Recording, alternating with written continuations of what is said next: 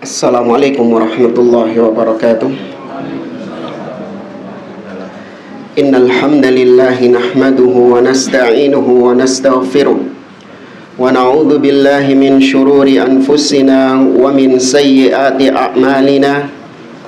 Man yahdihillahu fala mudhillalah wa may yudlil fala hadiyalah. Wa asyhadu an la ilaha illallah wahdahu la syarikalah wa asyhadu anna Muhammadan abduhu wa rasuluh. Ya ayyuhalladzina amanu taqullaha haqqa tuqatih wa la tamutunna illa wa antum muslimun.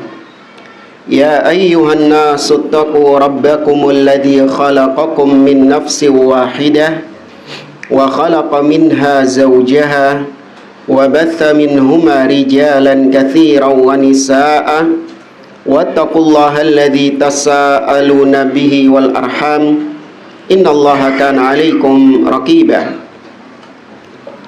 Ya ayyuhalladzina amanu taqullaha wa qulu qawlan sadida yuslih lakum a'malakum wa yaghfir lakum dhunubakum wa may yuti'illaha wa rasulahu faqad faza fawzan 'azima.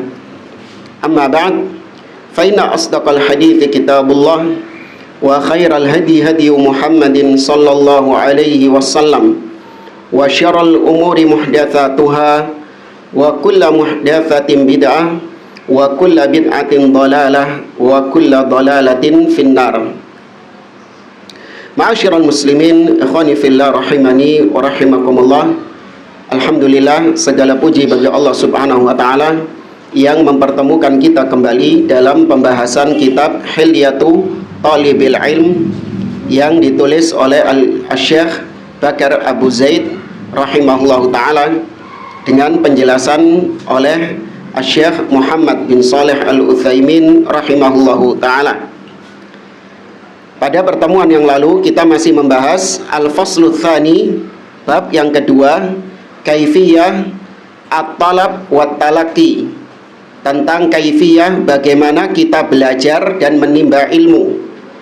Telah disampaikan oleh beliau bahwasanya tingkatan dalam menuntut ilmu hendaklah seorang harus mempelajari usul, ya, perkara-perkara yang merupakan landasan, pondasi.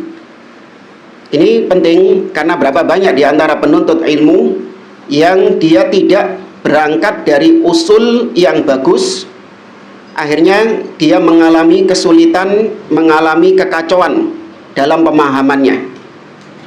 Seandainya dia bisa menguasai usul atau menguasai pondasinya, maka niscaya cabangnya itu akan bisa dipegang dengan mudah sama dia.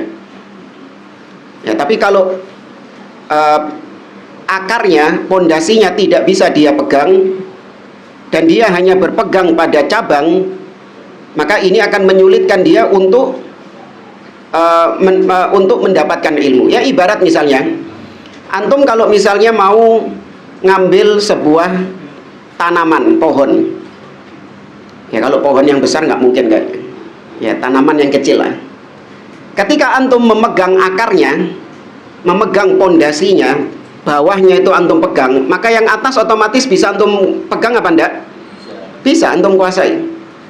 Tapi kalau antum cuma pegang kepada rantingnya, salah satu dari rantingnya, maka antum nggak akan bisa mengangkat tanaman tersebut. Ini ibarat saja. Ya, maka seorang hendaklah dia fokus mempelajari rumus, ya, usul, atau bisa dikenal dengan rumusan-rumusan, sehingga masalah-masalah yang merupakan cabang dari rumusan itu akan mudah bagi dia. Kemudian juga di pertemuan yang lalu kita sampaikan bahwasanya seorang penuntut ilmu itu tidak tergesa-gesa dalam belajar. Hendaklah dia belajar sedikit demi sedikit, ya, janganlah dia langsung sekaligus belajar dalam waktu yang singkat, karena barang siapa yang belajar dengan waktu yang singkat, maka dia tidak akan mendapatkan ilmu, karena dia tidak akan mungkin bisa memahami sesuatu yang besar, sesuatu yang banyak, ilmu yang banyak dalam waktu yang singkat. Kemudian ditekankan juga hendaklah dia itu harus mengikat ilmunya di hadapan seorang guru. Karena seorang guru ini yang akan membetulkan dia, yang akan mengoreksi ilmu yang telah dia pelajari, dan tidak boleh dia belajar dengan otodidak. Ya, otodidak itu kalau pengembangan nggak apa-apa. Sudah dapat usulnya, kemudian mau mengembangkan, nah ini nggak apa-apa. Antum sudah punya landasannya. Ya, tapi kalau landasannya nggak punya, langsung otodidak, ini dia akan mendapatkan banyak kesesatan. Berapa banyak pintu-pintu kesesatan itu masuk, atau kesesatan itu masuk melalui pintu otodidak ini. Dan yang terakhir kemarin kita sampaikan, hendaklah seseorang ketika belajar dia harus tadarruj. Ya, tadarruj itu dari yang level ibtidai, level bawah, kemudian naik ke level mutawassit, ya menengah, baru kemudian ke level yang tinggi, level yang atas. Jangan seorang langsung naik ke level yang atas. Ibarat kalau orang naik tangga, dia langsung naik kakinya ke tangga yang paling terakhir, ya ini menyebabkan dia sakit akhirnya, gelundung istilahnya. Ya, ini sudah kita sampaikan pada pertemuan yang lalu. Kemudian kita lanjutkan ucapan penulis di potongan kalimat berikutnya, fa'ama maka fatul.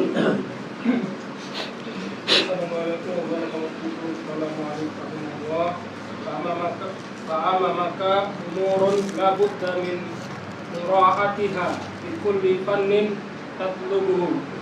Awalan hifdhu mukhtasarin fihi, thaniyan dabtuhu ala syekhin mutqinin, thalithan adamul istighali bil mutawalati wa tafariqi al musannafati qabla dabti wal itqani li aslihi li usulihi. Rabi'an la tantakil min mukhtasarin ila akhara bila mujibin, hadza min babid badari. Khamisan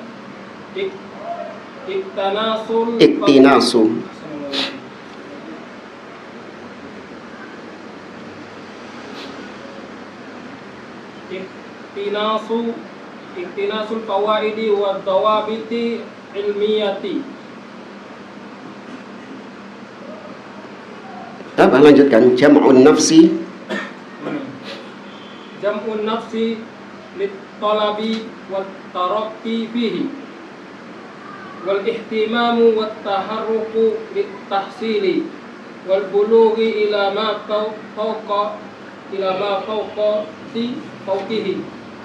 fawqahu wal bulughu ila ma fawqahu hatta tufidu ilal mutawalati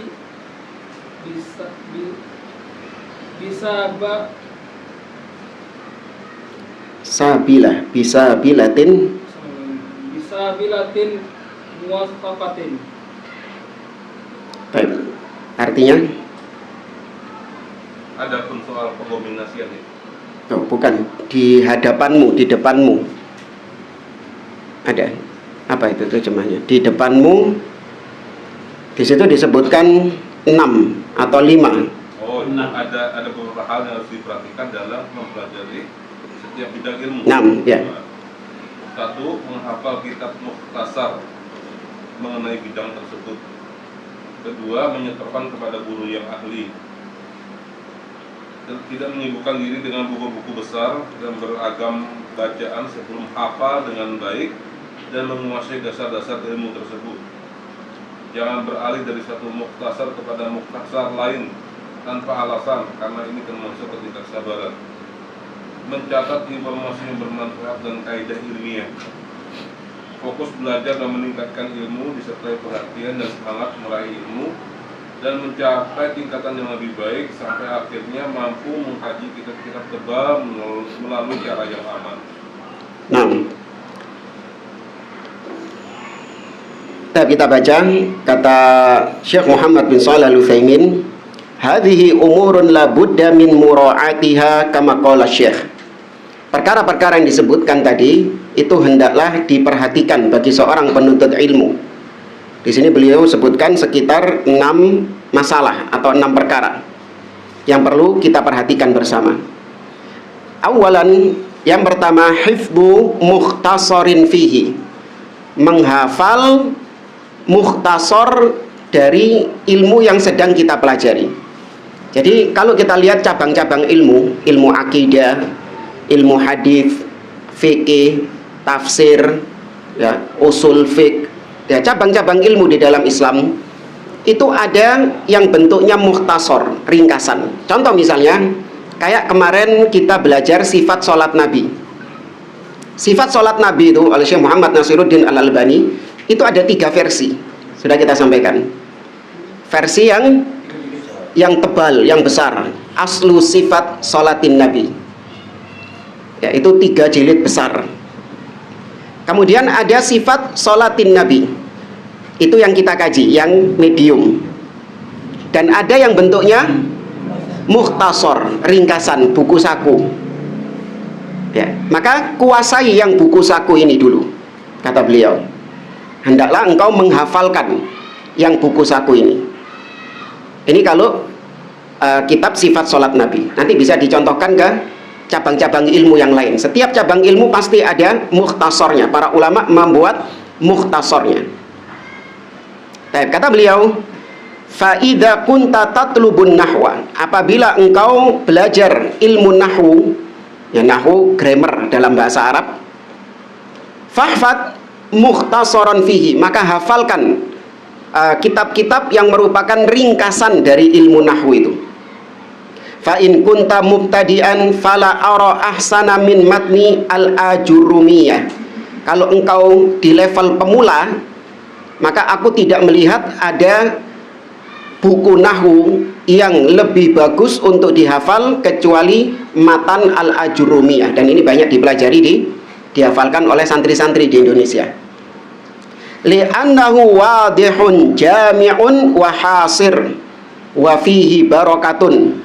Ya, kata beliau, kitab Al-Ajurumiyah ini wadih, adalah kitab yang sangat gamblang, ya, sangat jelas, dan juga hasir, menggabungkan berbagai macam permasalahan dalam ilmu nahwu, diringkaskan di buku yang kecil itu, ringkasan yang kecil itu.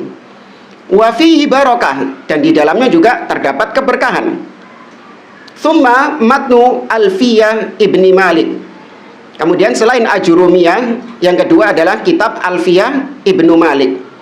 Li'annaha khulasatu ilmin nahwi, karena Alfiyah ini adalah khulasah, kesimpulan-kesimpulan dari ilmu nahwu. Kama qala huwa nafsu, sebagaimana dia sendiri mengatakan, ahsa minal kafiyati al khulasah, yang paling meringkas, ya, ahsa artinya yang paling menggabungkan, meringkas, minal kafiyah, dari kitab al kafiyah, maksudnya kitab alfiyah, itu yang paling menggabungkan semua yang ada di dalamnya adalah khulasahnya. Khulasah itu artinya kesimpulan-kesimpulannya. Kamak tadoghinan la khasasah, sebagaimana orang yang kaya itu tidak lagi membutuhkan apapun. Ya, artinya orang yang kaya tidak lagi ada kebutuhan terhadap selain dia. Ya, maksudnya tetap butuh kepada Allah. Tapi kalau orang sudah kaya, antum kalau sudah kaya, saya kerja enggak? Antum punya segalanya sudah. Tabungan di ATM 10T misalnya. Yo, kok saya kerja lah. Nggak butuh kepada yang lainnya. Maka demikian juga dalam Al-Kafiyah, Alfiyah itu kalau sudah menguasai khulasah, sudah menguasai poin-poin yang menjadi inti dari pembahasan tersebut, maka itu sudah cukup. Amma fil fiqh, adapun dalam fikih, fahfad zadal mustaqni', maka hendaklah engkau menghafal matan Zadul Mustaqni' oleh Al-Imam Musa bin Ahmad Al-Hijawi. Matannya nanti ada syarahnya tebal. Ya, di antara syarahnya adalah yang bagus syarah Syekh Muhammad bin Shalih Al-Utsaimin. Li'anna hadzal kitab lahu syuruhun wa hawash. Karena kitab ini telah disyarah oleh banyak para ulama. dan telah diberikan catatan kaki oleh banyak ulama. Wa durrisa katsiran, dan dipelajari di banyak-banyak majelis. Wa in kana ba'dul mutunil ukhra ahsanu minhu min wajhin, meskipun ada matan-matan lain yang lebih bagus daripada matan Zadul Mustaqni', seperti matan Abi Suja misalnya dalam fikih Imam Syafi'i. Meskipun ada yang lebih bagus, lakin huwa ahsanu minha min wajhin akhar, tapi dari sisi yang lain kitab Zadul Mustaqni' ini lebih bagus. Wa huwa kathratul masailil mawjudati fihi, di mana di dalamnya itu banyak sekali permasalahan-permasalahan yang kontemporer dibahas di dalamnya. Itu dalam ilmu fikih. Wa amma fil hadis, adapun dalam ilmu hadis, famatnu umdatil ahkam, maka matan yang dihafalkan hendaklah kitab Umdatul Ahkam oleh Al-Imam Abdul Ghani Al-Maqdisi rahimahullahu taala. Wa in taraqaita fa bulughul marram, kalau ingin tingkatan lebih lanjut yaitu kitab Bulughul Al-Marram. Ya, kalau mau lebih lanjut lagi Riyadhus Shalihin dan seterusnya. Tapi kalau mau belajar ilmu mustalah hadis, ya, maka selain yang disebut oleh beliau di pertemuan sebelumnya Nukhbatul Fikar, ada kitab yang lebih bagus lagi untuk pemula, yaitu Mustalahul Hadis oleh Syekh Muhammad bin Shalih Al-Utsaimin. Ya, ada terjemahnya itu ya. Ya, ada terjemahnya. Bagi yang mau belajar ilmu mustalah hadis, bukan hadisnya ya. Mustalah hadis ini iya, kayak menghukumi hadis ini sahih, hadis ini dhaif, kemudian istilah-istilah dalam hadis, hadis ahad, hadis mutawatir, mursal, mauquf, maqtu' dan yang lainnya. Nah, bagi yang ingin mendalaminya, ada yang pemula judulnya Mustalah Al-Hadis oleh Syekh Muhammad bin Shalih Al-Utsaimin. Wa in khuyyirat bainahuma fa bulughul marram ahsan. Kalau ingin untuk dipilih antara Umdatul Ahkam dengan Bulughul Marram, siapa pengarangnya Bulughul Marram? Imam Ibnu Hajar Al-Asqalani, Al-Hafidh Ibnu Hajar Al-Asqalani, sahibu Fathil Bari. Kalau mau dikomparasikan antara Umdatul Ahkam dengan Bulughul Marram, maka Bulughul Marram lebih baik. Li'annahu aktsaru jam'an lil ahadits, karena dia lebih banyak mengumpulkan hadis. Wali annal hafidh Ibn Hajarin rahimahullah yubayyinu darajatal hadis. Ditambah lagi di Bulughul Marram, Ibnu Hajar itu menjelaskan tentang derajat hadis tersebut. Wa hadza ghairu mawjudin fi Umdatil Ahkam. Ini tidak terdapat dalam Umdatul Ahkam. Wa in kana darajatul hadithi fiha ma'rufah, meskipun derajat hadis yang dalam Umdatul Ahkam itu telah diketahui bersama. Li'annahu lam yadha' fi hadzal kitab illa mattafaqa alaihi syaikhan Al-Bukhari wa Muslim, karena tidaklah dalam kitab Umdatul Ahkam ada hadis kecuali hadis yang disepakati oleh Imam Bukhari dan Muslim. Jadi hanya yang muttafaqun alaih, yang disepakati oleh Imam Bukhari dan Muslim. Itu ilmu hadis. Wa amma fit tauhid, adapun dalam ilmu tauhid, famin ahsani ma qara'nahu, di antara yang terbaik, ini bukan satu-satunya yang terbaik, tapi di antara yang terbaik yang telah kita baca untuk pemula adalah Kitabut Tauhid alladzi huwa haqqullahi 'alal 'abid, yaitu kitab tauhid yang merupakan hak Allah atas hambanya, li Syekhul Islam Muhammad bin Abdul Wahhab rahimahullah, oleh Syekhul Islam Muhammad bin Abdul Wahhab rahimahullah. Padahal banyak kitab-kitab sebelum Syekh Muhammad bin Abdul Wahhab, tapi kenapa beliau kok menyarankan kitabnya Syekh Muhammad bin Abdul Wahhab? Bukan karena beliau Wahabi. Karena kitab-kitab Syekh Muhammad bin Abdul Wahhab, ingat ya, yang ditujukan di sini bagi siapa? Pemula. Bagi pemula. Kitab-kitab Syekh Muhammad bin Abdul Wahhab memiliki keistimewaan. Di antara yang pertama adalah al-ikhtisar. Beliau kitab-kitabnya tuh ringkas-ringkas. Kitabut Tauhid. kemudian al-usul ats-tsalatsah, al-usulus sittah, kemudian al-qawaidul arba', ya, kemudian kasyfus syubuhat, ya, masail jahiliyah. Kitab-kitab beliau itu ringkas-ringkas. Ini keistimewaan yang pertama, al-ikhtisar. Kemudian yang kedua, suhulatul ibarah. Gimana kalimat-kalimat beliau itu adalah kalimat yang mudah difahami oleh orang yang baru belajar bahasa Arab. Jadi kalau antum baru belajar bahasa Arab, ingin untuk memperdalam bahasa Arab antum, sekaligus antum mendapatkan ilmu di dalamnya, baca kitabnya Syekh Muhammad bin Abdul Wahab. Ya, ada orang yang ingin memperdalam bahasa Arabnya, tapi dia menghafalkan hal-hal yang tidak menambah agama bagi dia, tidak menambah pengetahuan agama. Mungkin itu menambah tingkatan bahasanya mungkin. Seperti menghafalkan dialog antara Zaid dan Amr, atau menghafalkan cerita yang ada di dalam kitab-kitab pelajaran bahasa Arab tersebut. Ya. Tapi menghafalkan cerita seperti itu apakah menambah ilmu agama antum? Tidak. Tapi itu bermanfaat buat ilmu bahasa antum. Tidak apa-apa dihafalkan sebagai orang yang ingin untuk mendalami bahasa Arab. Ya, kadang dulu kita mikirnya gitu. Kita belajar bahasa Arab ngafalin hiwar, dialog. Ya. Kita mikir lapo ngapalno dialog, ya kan? Percakapan. Mending ngapalno Quran, mending ngafalkan hadis, atau mending ngafalkan matan akidah apa gitu, kok ngafalkan dialog? Ya, tapi ternyata enggak ada manfaatnya. Meskipun manfaatnya hanya sebatas apa? Bahasa. Tapi kalau Anda membaca kitab-kitab Syekh Muhammad bin Abdul Wahab, menghafalkan kitab-kitab Syekh Muhammad bin Abdul Wahab, maka keistimewaannya dua. Bahasa antum meningkat, dan juga antum mendapatkan ilmu agama.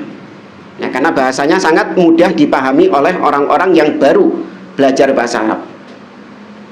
Kitab Al-Usulul Tsalatsah itu adalah kitab yang dipelajari oleh anak-anak SD di Saudi. Jadi anak-anak SD di Saudi itu belajarnya Al-Usul Ats-Tsalatsah. Kalau di sini yang belajar tua-tua. Ya nggak apa-apa, yang penting belajar. Ya. Itu dalam tauhid. Sebenarnya selain kitab tauhid, karya-karya beliau yang lain ini juga patut untuk dihafalkan, seperti Al-Usul Ats-Tsalatsah. Amma fi tauhidil asma was sifat. Adapun dalam tauhid al-asma was sifat. Kalau tadi kitab tauhid itu tauhid apa? Al-uluhiyah. Kalau dalam tauhid asma was sifat, famin ahsani ma ullifa fi ma qara'tu al-aqidah al-wasitiyah li Syekhul Islam Ibn Taimiyah rahimahullah, fahuwa kitabun jami'un mubarakun mufid. Adapun pembahasan asma wa sifat, nama-nama dan sifat-sifat Allah, maka yang terbaik dari apa yang ditulis oleh para ulama diantaranya adalah al-aqidah al-wasitiyah yang ditulis oleh Syekhul Islam Ibn Taimiyah rahimahullahu ta'ala. Meskipun ini bukan cuma asma wa sifat, tapi yang memang lebih banyak dapat porsi di situ al-asma wa sifat. Tapi di situ juga dibahas tentang bagaimana akidah ahli sunnah ya terhadap para sahabat Nabi, akidah ahli sunnah terhadap para aulia Allah, kemudian tentang akidah ahli sunnah tentang hari kiamat, ya, apa-apa yang terjadi pada hari kiamat dan seterusnya. Tapi memang yang lebih banyak pembahasannya tentang al-asma was sifat. Ya, banyak matan-matan akidah yang bisa dihafal, seperti al-aqidah at-tahawiyah. Ya, ada kitab Ad-Dalilur Rasyid. Ya, Ad-Dalil Ar-Rasyid. Kitabnya ya bukan kitab tipis ya, kitabnya tebel. Tapi di situ terkumpul 50 matan akidah. Ya, terkumpul 50 matan akidah. Atau di sini ada apa enggak ya?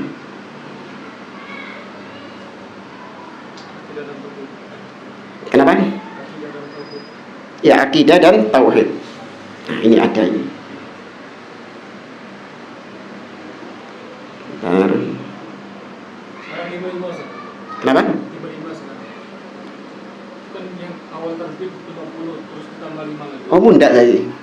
Regane mundak. Harganya mundak. Harganya naik. Iya, Oh, naik. 50 kan sekarang 55. Covernya gini.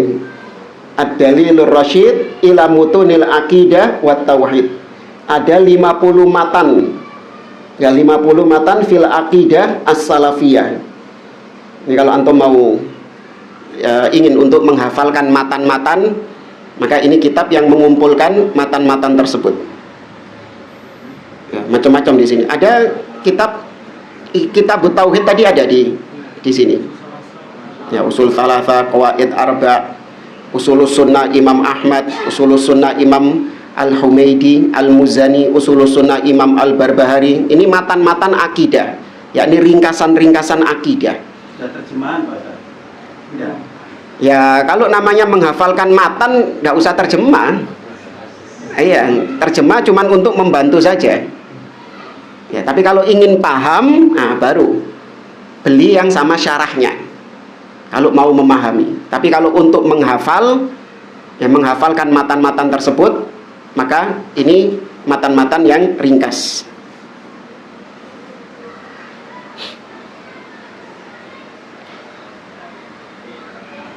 Nah, kemudian itu yang pertama ya. Jadi menghafalkan mukhtasar, ringkasan-ringkasan matan dari ilmu yang akan dipelajari. Kemudian yang kedua, kata beliau, dhabtuhu ala syaikhin mutqin, yaitu mengikat ilmu di hadapan seorang syekh yang memang mumpuni, seorang guru yang mumpuni. Walau qala al-musannif dhabtuhu wa syarhuhu lakana aula. Seandainya penulis mengatakan kita mengikat ilmu itu bukan cuman menyetorkan hafalan di hadapan syekh, bukan, tapi juga minta kepada gurunya untuk mensyarah, ya, untuk menjelaskan dari apa yang engkau hafal. Nah, itu lebih bagus. Li'annal maqsuda dhabtuhu wa tahqiqu alfadhihi wa makana zaidan aw naqisan wa kadzalika syarhu idza syarahahu lahu syaikhun mutqin. Karena yang dimaksud dengan mengikat adalah, yaitu apabila hafalan kita ini ada yang salah, hafalan kita ada yang kurang, atau hafalan kita ini ternyata kebablasan, ya, hafalan kita ini kita tambah-tambahi dengan sesuatu yang di luar apa yang semestinya. Nah, itu dikoreksi sama syekhnya. Tapi gak cuman menghafal, harusnya diajarkan juga oleh guru tersebut apa yang antum hafalkan itu. Seperti antum menghafalkan akidah wasitiyah, maka antum setorkan di hadapan guru. Tapi lebih baik lagi bukan cuma menyetorkan, tapi juga mensyarahnya, menjelaskannya. Wa kama dzakarna fi ma sabaq annahu yajibu an yudhafa ilal itqan sifatun ukhra wa hiyal amanah. Selain syekh yang sifatnya itu harus mumpuni, dia juga harus amanah. Jadi seorang guru itu jangan cuma dilihat dia ini ilmunya mumpuni apa enggak. Oh, dia mumpuni Ustadz, karena dia ini titelnya doktor, karena dia ini titelnya profesor, dia ini sudah melalang buana menuntut ilmu, ilmunya wis ngelontok istilahnya. Harus punya sifat yang kedua, apa itu? Amanah. Dia amanah nggak sama ilmunya.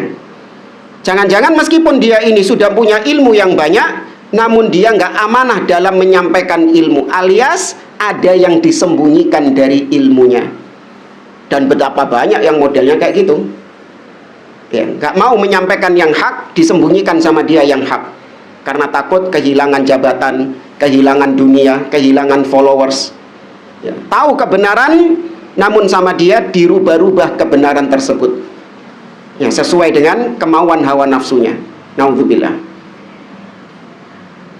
Maka harus ada amanah. Li'annaha min ahammi ma yakun. Karena sifat amanah ini termasuk yang terpenting bagi seorang guru. Wa minal ma'lumi anna dzikral quwwati wal amanati fil Qur'ani muta'addidun li'anna 'alaihima madaral amal. dan telah diketahui bersama, di dalam Al-Quran sering disebutkan tentang sifat kuat dan amanah. Karena orang kalau cuma punya kekuatan namun tidak memiliki amanah, nggak ada artinya. Sebaliknya, orang punya amanah tapi nggak punya kekuatan juga nggak ada artinya. Ada seorang yang jujur, amanah, tapi nggak punya ilmu. Gimana? Antum belajar sama dia? Nggak punya ilmu. Ada orang yang punya ilmu tapi nggak amanah dalam menyampaikan ilmu. Ya, nggak amanah dalam menyampaikan ilmu. Sama juga nggak bisa. Maka sering digabungkan kekuatan ilmu dan amanah. Seperti misalnya Ifrit. Dalam surat An-Naml ayat yang ke-39 Allah sebutkan, qala ifritun minal jin ana atika bihi qabla an taquma min maqamik wa inni alaihi laqawiyyun amin. Ifrit mengatakan kepada Sulaiman, wahai Sulaiman, aku bisa memindahkan arsy-nya Bilqis, singgasananya Bilqis, sebelum engkau bangkit dari tempat dudukmu. Karena Sulaiman itu punya waktu kapan dia bangkit dari tempat duduknya. Ya, ada waktunya. Nah, sebelum kau bangkit dari tempat dudukmu, singgasananya Bilqis sudah tak datangkan ke sini.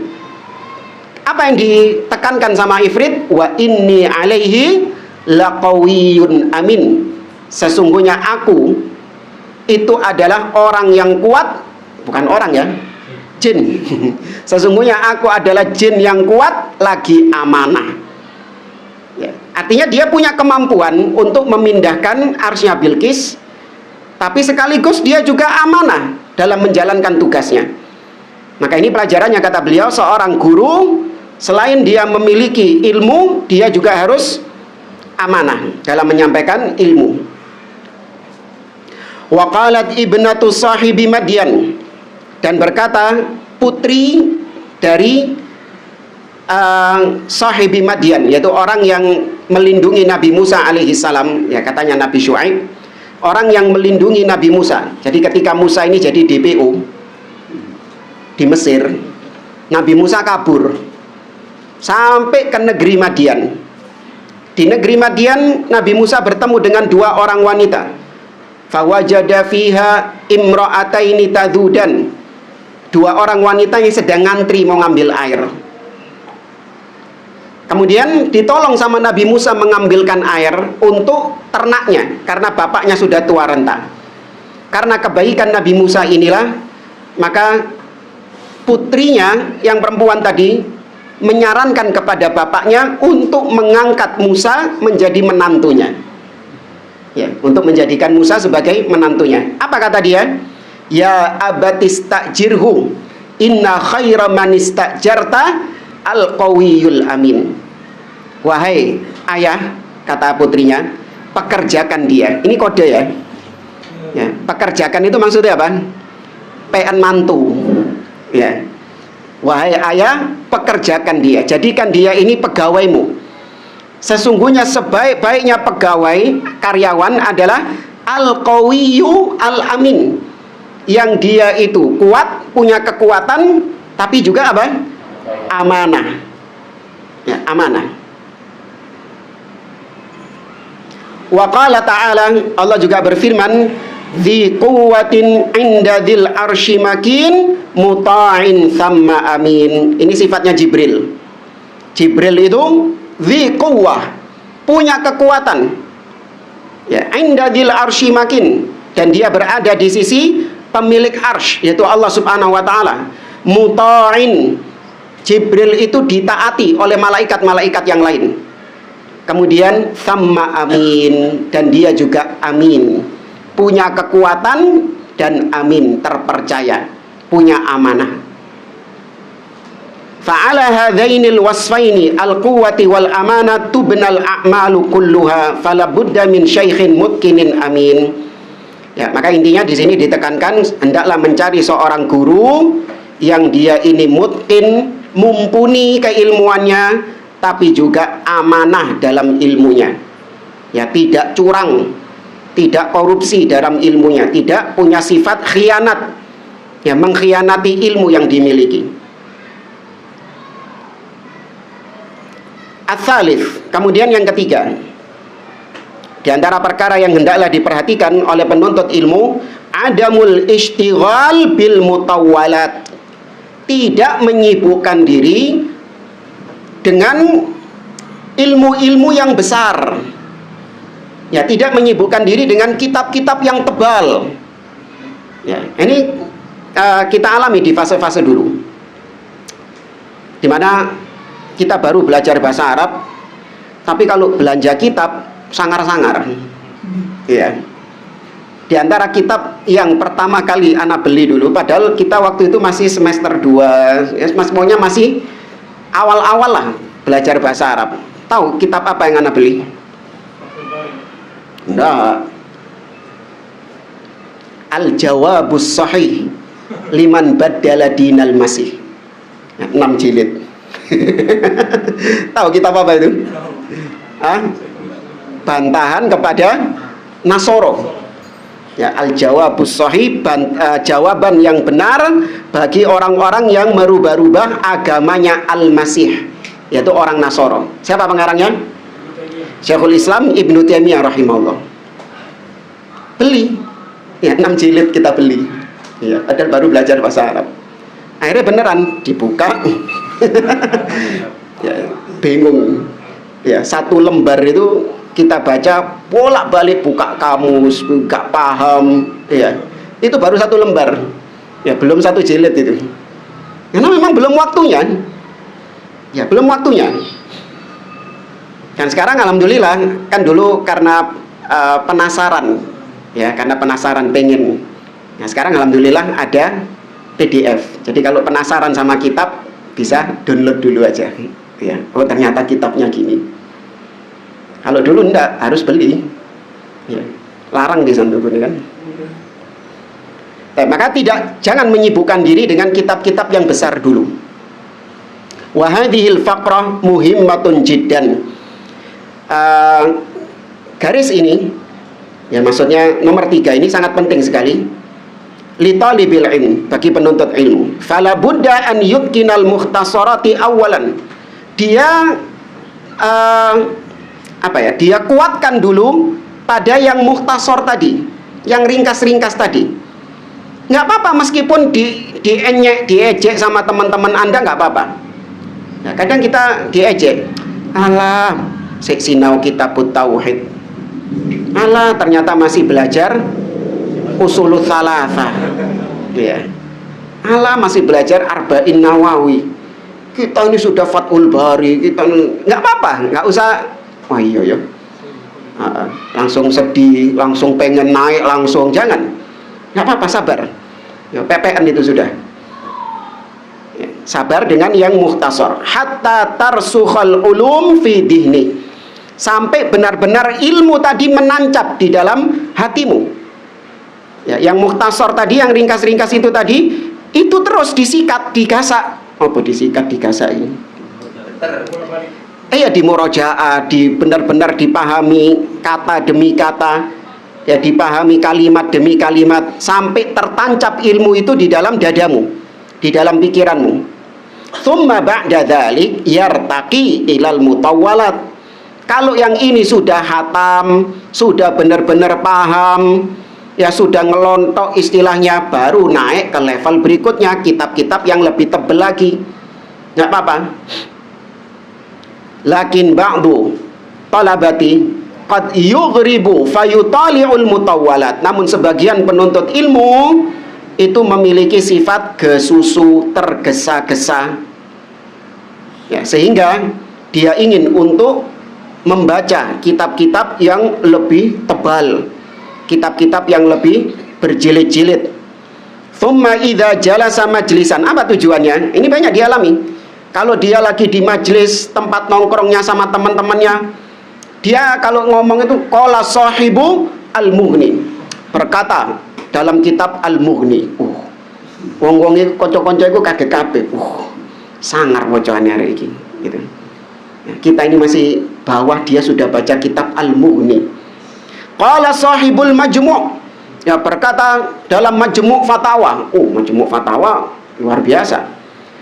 Qala sahibul insaf, qala sahibul hawi liyudhira annahu wasi'ul ittila' wa hadha khata'.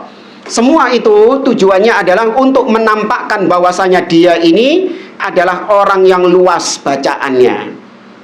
Oh, ternyata fulan ini sudah kitab-kitab tebel referensinya. Nah, kalau kita ini masih kitab-kitab kecil. Nah, bedakan antara menukil ya. Antum sering ngelihat ana menukil Ibnu Taimiyah dalam Majmu' Fatawa. Jangan dianggap ana baca semuanya. Atau ana menukil Ibnu Taimiyah dalam kitab Dar'ut Ta'arudil Aql wan Naql. Ustadz Wacowani kitab Dar'ut Ta'arudil Aql wan Naql. Tahu kitab apa ini? 11 jilid. Itu jangankan kita, ya, syekh saja, seorang ulama saja mengatakan baca kitab ini bisa bikin cepat tua. Ya, baca kitab ini bisa bikin cepat tua. Ya, karena ini bantahan kepada orang-orang filsafat ahlul kalam, ya, yang selalu menggunakan rasio, selalu mengedepankan akal. Ya, luar biasa jelimet. Ya, jangan dianggap ketika ana menukil berarti ana baca, enggak. Ana cuma nukil tok. Ya, jangan dianggap ini berarti luas baca, enggak. Kita belum pernah baca jamaah. Ya, kalau ngelihat pernah, tapi kalau baca mulai awal sampai akhir enggak. Tapi kita menukil saja dari ucapan-ucapan para ulama yang menukil ucapan beliau. Kalau ulama-ulama baca, mereka baca kitabnya. Tapi kalau kita belum saatnya baca seperti itu. Kita belum saatnya. Nahnu naqul ibda' bil mukhtasarat. Maka kita katakan mulai dengan kitab-kitab yang ringkas. Hatta tarsukhal ulum fi dhihnika. Sehingga ilmu itu menancap di dalam dadamu, di dalam hatimu. Thumma idza mannallahu 'alaika fashtaghil bil mutawwalat. Baru kemudian apabila Allah menganugerahkan kepadamu ilmu, maka silahkan kau naik ke level berikutnya, ke kitab yang lebih tebal. Walihada adamul ishtighali bil mutawwalat wa tafariqil musannafat qabla ad-dhabti wal itqani li aslihi. Oleh karenanya penulis tadi mengatakan, janganlah engkau menyibukkan diri dengan kitab-kitab yang tebal atau tulisan-tulisan yang merupakan cabang dari ilmu yang kau pelajari sebelum kau benar-benar memahami apa yang sedang kau pelajari sekarang. Jadi gini, misalnya kita lagi belajar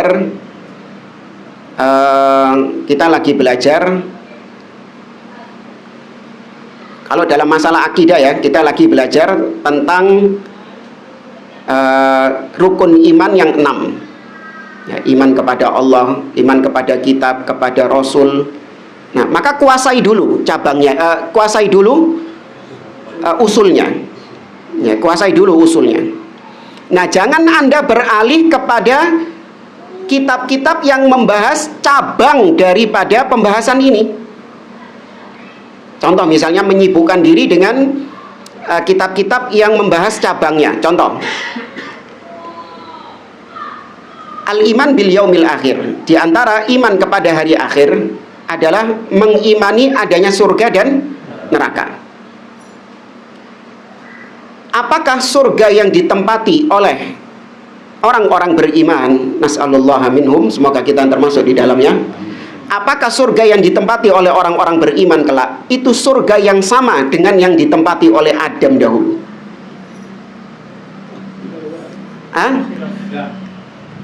Beda? Sama? Khilaf. Nah, khilafnya para ulama ini dibahas dalam pembahasan tertentu, dalam kitab tertentu. Nah, jangan sibuk dengan ini dulu. Apa maksudnya jamaah? Sibuk membahas khilafnya. Ini pendapat yang kuat yang mana ini? Enggak, nanti dulu. Ini dulu, usulnya dulu kuasai. Surga dan neraka ini sudah ada atau belum? Nah, itu usul. Ngerti? Sudah ada apa belum? Sudah. Nah, itu usul itu.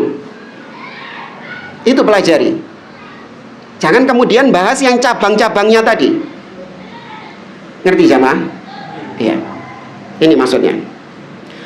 Ai li asli dzalikal ilm wal yantabiha li hadhil mas'alah. Kenapa kita tidak menyibukkan dengan itu? Karena pondasi ilmu ada pada usulnya tadi.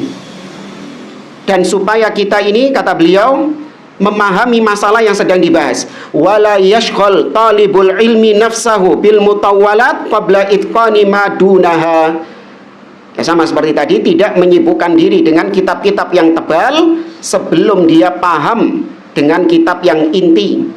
Wa qiyasu dzalika fil amril mahsus an yanzila man lam yata'allam sibaha ila bahrin amid fa innahu la yastati an yatalakhas min khawfihi wal amwaji fadlan an yutqina sibaha. Analoginya itu tepat ya beliau ya. Seperti orang yang sedang masih belajar renang. Masih belajar renang dia, gaya kata, gaya apa? Gaya kupu-kupu, gaya bebas, iya, gaya dada gitu kan. Masih belajar renang, belajar ngambang gitu. Tapi sudah di mana renangnya? Di laut. Tapi sudah belajar renang di tengah laut. Nah, itu mirip seperti orang yang masih baru belajar suatu ilmu, tapi dia mengarungi kitab-kitab yang besar. Enggak. Ya, maka belajar kitab-kitab yang kecil dulu. Sebagaimana orang mau berenang, ya di kolam-kolam yang citek lah. Iya, kalaupun tenggelam, itu enggak sampai mati. Iya. Kemudian Ar-Rabi', la tantaqil min mukhtasarin ila akhar bila mujib fahadha min babid dojar. Kata beliau, jangan engkau berpindah dari satu mukhtasar, kitab ringkas, ke kitab ringkas yang lain tanpa ada alasan yang jelas ya. Satu kitab ringkas ini baca, pahami, hafalkan sampai ngelontok, baru kalau sudah pindah ke kitab mukhtasar yang lain. Harusnya gitu. Kecuali kalau ada alasan. Ya, seperti misalnya, kenapa kau pindah ke kitab yang lain? Iya, karena kitab saya hilang misalnya. Karena Atau bosan. enggak, belum. Ini bukan alasan yang benar ini. Ini alasan yang dibenarkan. Kau kenapa kok pindah? Kemarin saya lihat kau belajar Ushulus Sunnah Imam Ahmad. Sekarang kok kau belajar Sekarang kok kau belajar kitab Ushulus Sunnah Imam Al-Humaidi. Harusnya kau pelajari, kau dalami dulu itu Ushulus Sunnah Imam Ahmad, baru kemudian Ushulus Sunnah Imam Humaidi. Kata dia, iya hilang kitabnya ya. Terus adanya saya kitab ini. Ini alasan-alasan berpindah yang dibenarkan. Tapi kalau karena bosen, kau kenapa kok nggak belajar kitab ini lagi? Iya belenger, bosen, saya ganti kitab yang lain saja. Enggak. Ini kata beliau, fahadha min babid dojar. Ini dilakukan oleh seseorang yang bosan, nggak boleh. Harus ada alasan-alasan yang syar'i. Wa hadha aidan afatun 'azimatun taqta'u 'ala talibi talabahu. Dan ini adalah penyakit yang sering memutuskan seorang penuntut ilmu dari ilmu yang sedang dia kejar. Gak mari-mari belajar kitab iki bosen, kayak diwoco selembar dua lembar bosen, ganti kitab yang lain. Baru dibaca satu lembar dua lembar bosan, ganti kitab terus, ganti-ganti kitab, sedangkan dia nggak memiliki ilmu sama sekali, nggak ada ilmu yang dia dapatkan selain hanya berganti-ganti kitab saja. Jangan. Kecuali kalau misalnya Ustadz, saya kesulitan baca kitab ini, ya saya kesulitan baca kitab ini karena kitab ini itu ditulis dengan bahasa yang tinggi. Misalnya kayak matan-matan akidah yang berupa nadhom. Ya, yang berupa syair-syair. Ya, biasanya itu kalau dipelajari, apalagi bagi orang yang baru belajar bahasa Arab, susah. Karena menggunakan kalimat-kalimat yang sastra yang sudah tingkatan tinggi. Ya, maka pindah ke kitab yang lain. Karena alasannya tadi, saya susah memahaminya karena saya baru belajar bahasa Arab. Ya. Maka ini nggak apa-apa. Wa tudayyi'u 'alaihi awqatahu. Dan kalau berpindah-pindah dari satu kitab ke kitab yang lain tanpa ada alasan yang jelas, ini buang-buang waktu. Fa idza kana kullu yaumin lahu kitabun yaqra'u fihi. Setiap hari ono ae kitab anyar. Ya, meneh apa maneh siji maneh kitab sing dipelajari. Yang ini belum selesai, besok beli kitab lagi, siji maneh sing dipelajari. Naudzubillah. Ini kata beliau membuang-buang waktu. Bal kulla sa'atin lahu kitabun. Bahkan setiap jam duwe kitab dhewe. Ya, setiap jam ada kitabnya sendiri. Ya, apakah pernah kita alami jamaah? Tapi kitab PDF. Ya, kita download kitab PDF. Wah, awal mula seneng. Kita baca mukaddimahnya, akhirnya dapat bosennya. Ya, ketika dapat bosennya, ganti kitab yang lain, baca lagi. Sampai berapa menit bosen, ganti kitab lagi. Sampai 1 jam duduk depan komputer, nggak ada ilmu yang didapatkan. Ya, muter-muter nggak ada ilmu yang didapatkan. Keliru. Ya, scroll dok, nggak ada ilmu yang didapatkan. Maka ini salah. Fa idza azamta ala an taqra'a kitaban muayyanan fastamirra fihi. Kalau kau memang telah bertekad untuk membaca satu kitab tertentu, maka teruskan kitab ini sampai tuntas. Lanjutkan kitab ini sampai tuntas. Mungkin ada orang-orang yang punya kelebihan, dia itu bisa baca kitab 2 atau 3. Sekali baca itu dia bisa 2 atau 3 atau mungkin lebih dari itu. Tapi entek kabeh gitu loh. Ngerti maksudnya ya? Bukan bisa baca 2, 3, bacanya cuma sebentar, wes nggak dibaca lagi sama dia. Enggak. Dan itu ada metodenya jamaah. Ya, ada metodenya bagaimana supaya kita bisa membaca dengan baik dan kita paham dengan apa yang dibaca. Kadang ada orang baca entek kitab tapi akeh gak pahami. Soalnya apa? Uteknya mikir sing di luar apa yang dibaca sama dia. Mikiri kerjaan, mikiri utang, mikiri rumah tangga. Matanya betul baca. Tahu nggak maksudnya jemaah? Iya, matanya betul baca. Ya, nggak fokus. Iya, kayak sekarang antum misalnya kajian, betul antum ngelihat ana, mendengarkan ana, tapi hati antum entah melayang kemana, wallahu a'lam. Iya, ini juga sama. Ya, nyindir sedikit. Baik, wala taqul iqra kitaban aw faslan min hadal kitab thumma antakil ilal akhar fa innahu matya'atun lil waqt. Maka jangan kau punya prinsip saya baca kitab ini cuma 1 bab saja. Selesai 1 bab saya pindah ke kitab yang lain.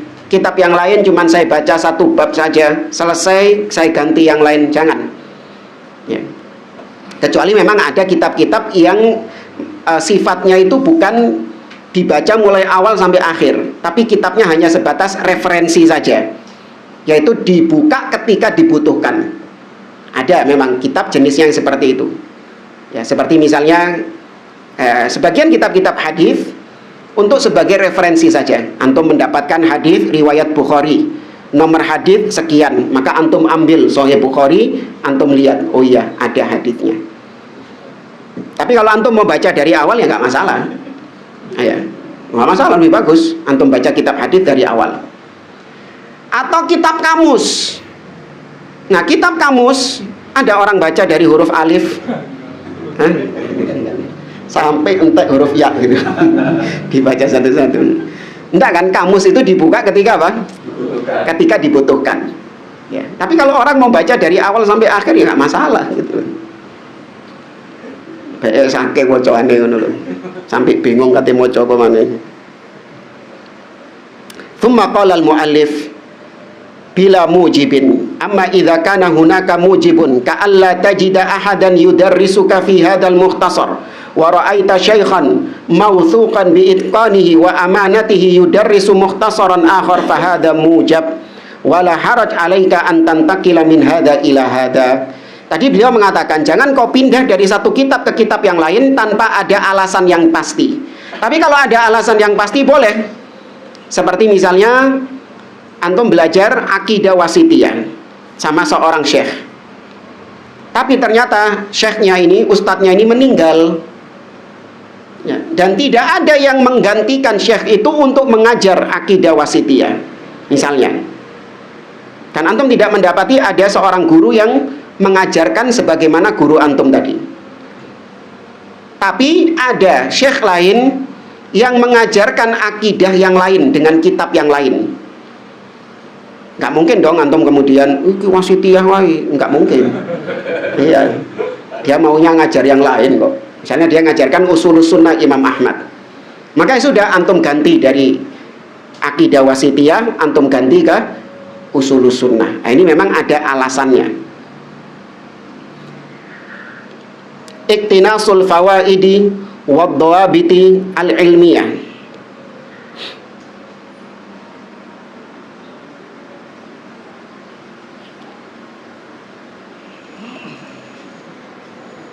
Kita ringkas, iktinasul fawaid wad dawabit al-ilmiyah, yaitu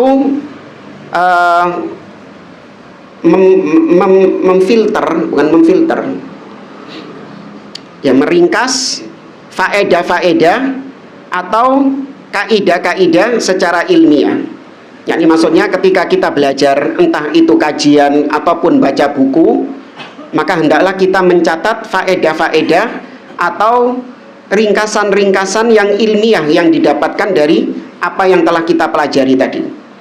Jadi catat faedah-faedah tersebut, karena itu yang bisa mengikat ilmu. Ya, kalau pakai tulisan, meskipun terkadang kita paham Ustaz, nggak perlu ditulis juga sudah paham, sudah nyantol. Ya, kalaupun paham, tapi pemahamannya itu, hafalannya itu cepat hilangnya juga. Berbeda kalau ada yang ditulis. Ya, kalau ada yang ditulis, maka tulisan ini meskipun cuma kita baca 1 kali tok seumur hidup, tapi sejatinya kita bukan menulis di kertas, tapi kita menulis di otak. Makanya Imam Syafi'i ketika mendengarkan Imam Malik, beliau melakukan gerakan seakan-akan menulis, karena beliau nggak punya bolpen sama kertas. Beliau melakukan gerakan seakan-akan menulis. Ya, padahal nggak ada yang ditulis, tapi gerakan-gerakan ini seakan-akan mengukir di otak. Ya, maka kita punya catatan-catatan. Nah, kita nyatat-nyatat faedah-faedah. Nggak tahu kita baca. Jarang, kalaupun kita baca mungkin untuk kenangan. Oh iya, biar tahu nyatet iki ya. Biar tahu nyatet iki ya, gitu kan? Ya, tapi kalau dibaca bagus, gitu loh. Tapi justru dengan catatan-catatan itulah kita semakin ingat bahwasanya kita tahu tentang ilmu ini, ya, kita dalam kondisi nyatetnya sedang di ruangan ini, sedang di masjid ini, sedang di suasana seperti ini, itu ingat jamaah. Itu akan ingat kalau ada tulisan-tulisannya itu. Bahkan ya, sampai yang kita ingat sekarang, kita nyatet pakai bolpen warna merah, hitam atau biru, kita ingat. Ya, bisa kita ingat. Kita dulu nyatetnya pakai bolpen merah, karena waktu itu tidak ada yang bolpen hitamnya mati, akhirnya pinjem bolpen merah ke ustadz. Ya, di sini sampai ustadz bolpen merah gitu. Akhirnya nyatetnya pakai tinta merah. Ya, itu bisa membuat kita teringat. Baik, jamaah rahimani wa rahimakumullah. Adapun poin yang ke-6, mungkin insya Allah kita lanjutkan pada pertemuan yang akan datang. Wallahu a'lam. Baik, sebelum kita tutup, kalau ada yang mau ditanyakan, tafadhol. Ya. Sekarang muncul fenomena baik di Indonesia ataupun di luar, kajian Mesir itu dipotong. Itu kan bikin kita bosan juga kan, gitu kajian pendek itu, tapi nggak full. Kalau kita ikut kajian yang full itu kan berjilid-jilid itu, berseri-seri itu kan lebih kokoh. Jadi kan cepat bosan juga kita ya. Ya, adanya potongan-potongan video ini seperti pisau yang kalau dia digunakan untuk kebaikan maka hasilnya baik, namun kalau digunakan tidak pada mestinya maka berdampak buruk.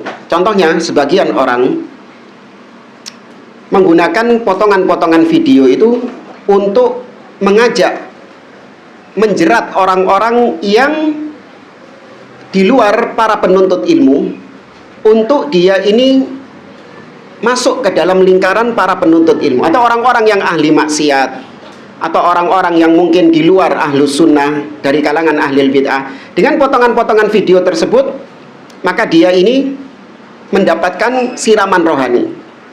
Awalnya gitu, karena kan potongan-potongan ini kan nyebar tanpa diklik, ya kan, kayak misalnya apa, Instagram atau TikTok, itu kan scroll tahu-tahu muncul ustadz siapa, syekh siapa. Yang buka apakah mesti ahlu sunnah? Enggak. Ya, kadang ahli bid'ah juga buka, hanya membuat dia penasaran, tanpa sadar akhirnya hidayah bisa masuk lewat situ. Atau pelaku maksiat, ya kan, tahu-tahu scroll ada potongan ustadz yang mengingatkan tentang bahaya maksiat tertentu, bahaya zina, bahaya riba, sehingga dengan itu dia mulai kepikiran akan dosanya, mulai dia menjadi sebab hidayah bagi dia. Makanya seperti ini bermanfaat. Tapi bagi penuntut ilmu nggak layak nonton cuman potongan video. Bagi penuntut ilmu loh ya, nggak layak nonton cuman potongan video short saja. Nggak boleh. Harus yang full. Nah, kalau orang-orang yang tadi, orang-orang awam tadi dikasih yang full, baru innalhamdalillah wes di skip sama dia. Iya kan? Baru innalhamdalillah nahmaduhu, terus dilihat sama dia durasi waktunya 1 jam 30 menit. Wah, terus di scroll sama dia. Ya, ngelihat waktunya saja sudah banyak. Tapi kalau dilihat cuman 1 menit 30 detik, gitu kan? Nah, ini bisa menjadi sebab hidayah. Maka tadi ada yang sisi positifnya, ada sisi negatifnya. Wallahu a'lam. Ya.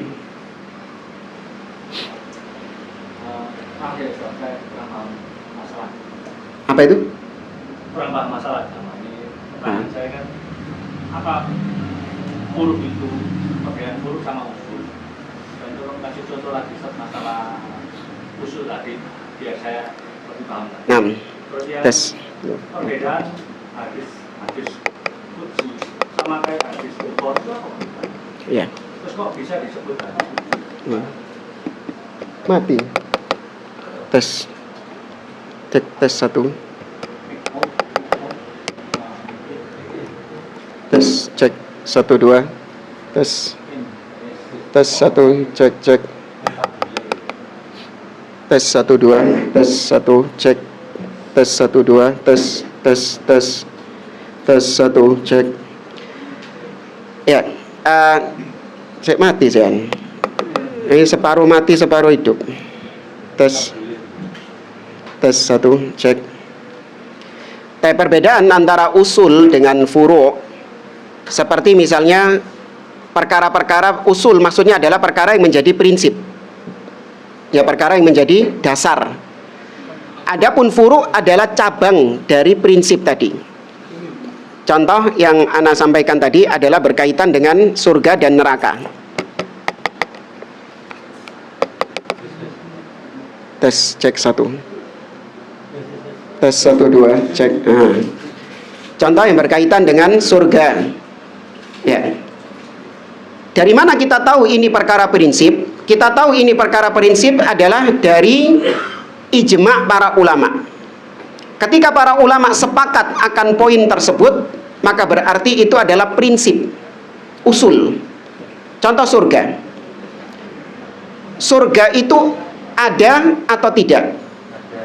Ada. Ini prinsip atau cabang? Prinsip. Surga itu sudah diciptakan atau belum diciptakan? Sudah. Ini prinsip atau cabang? Prinsip. Kemudian surga itu fana atau abadi? Abadi. Ini prinsip atau cabang? Prinsip. Kenapa ini kita katakan prinsip? Karena disepakati. Hampir bahkan semua kitab-kitab akidah menyebutkan tentang poin ini, bahwa surga, al-jannatu wan nar makhluqatani maujudatani al-an. Surga dan neraka sudah diciptakan dan sudah ada sekarang. La tafnayan, tidak akan fana. Nah, baru kemudian cabang daripada itu adalah surga yang ditempati oleh kaum mukminin.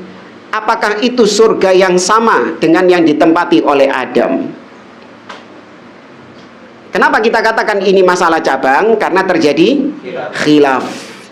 terjadi perbedaan pendapat. Sebagian ulama mengatakan iya sama, surga yaitu itu juga. Sebagian mengatakan beda, karena kalau di surganya Adam itu terbatas, di mana Adam tidak boleh mendekati pohon, ya kan? Tapi kalau surganya orang-orang beriman, walahum ma tashtahihil anfus wa taladzul a'yun, bagi mereka apapun yang mereka inginkan. Ya. Maka ini namanya furu, cabang.